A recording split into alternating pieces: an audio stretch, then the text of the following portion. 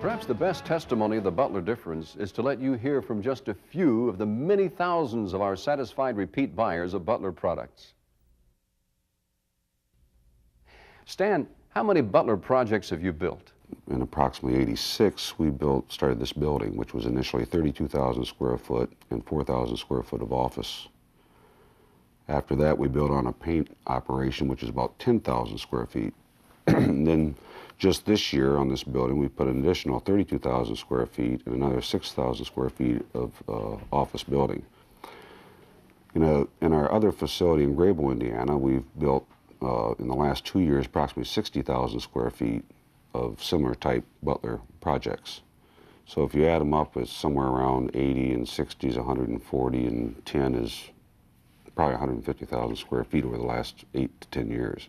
Why do you prefer Butler building systems?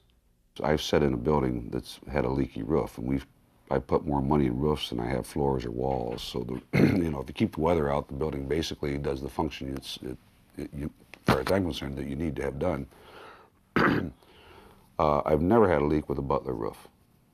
Okay, and some of these roofs have to be 12 years old now, I would say, and we've never had any problems whatsoever with any part of the building, particularly the roof. Butler, in our mind, holds much like our own company. They're very quality oriented. They try to be state of the art, and they're a leader in the industry, and they didn't get there by virtue of doing a bad job. And we're not looking for a good buy, we're looking for a good building. Bill, as an investor, what types of construction have you built in the past? I've been doing this for about 15 years now, and I've built 7 Butler buildings, constructed them from as investment properties, and I've purchased some other metal buildings and some conventional built buildings throughout that period as well. Why do you have a preference for Butler? The very first building I ever built was or not built, but purchased, which was my first rental property, was a metal building, which I was not familiar with them at the time.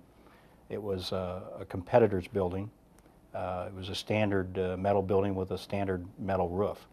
And with the seasonal changes, I constantly had problems with leaking, roof leaks around all the screw holes. And it was a maintenance nightmare. In fact, I finally sold the building as a result of it. So when I went to build some buildings, I did a little bit of research and found out about the standing seam roof and how that would prevent those problems.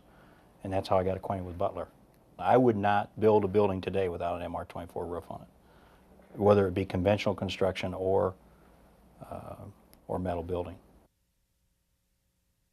Perry, how many Butler projects have you built, and what past experiences have you had with other types of construction? All right, we built, the first project we built was in 1981, and it was not a Butler product. We built it in Murfreesboro. It was 125,000 feet. I had a pretty bad experience with it. We used a low bidder at that time, and never really had a lot of confidence in that project. Since then, we've built 6 warehouse buildings and 2 small office facilities that are Butler projects. About 800,000 feet of warehouse space, and I guess the 2 offices total 6,000–7,000 square feet. They were all the Butler building with the MR24 roof, tilt up, and we designed them ourselves and improved on the project each time. Many buyers go through the bid process. After your experience, how do you relate low bid or price to added quality, value, and performance? I think in our particular situation with the type of buildings that we need, the roof system is the most important thing that we have. I mean, if we're storing a lot of goods and we manage or own 2.5 million square feet of floor space right now. So if we have a leaky roof, we have a major problem. So we feel like the roof system and the steel construction is the most important thing, and then the floor follows along right behind that. We always try to buy the best quality at the best price, and I really don't have any interest in buying a cheap building, because we just wind up paying for that decision over a long period of time. Well, the Butler system, the standing seam system, is far superior over the built-up roof, which we had in some of our older buildings.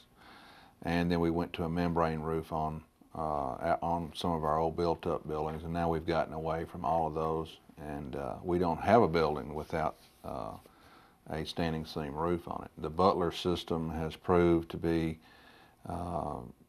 very good for us. It doesn't leak. That's the main criteria. It's put up well, and we just don't have any problems with it.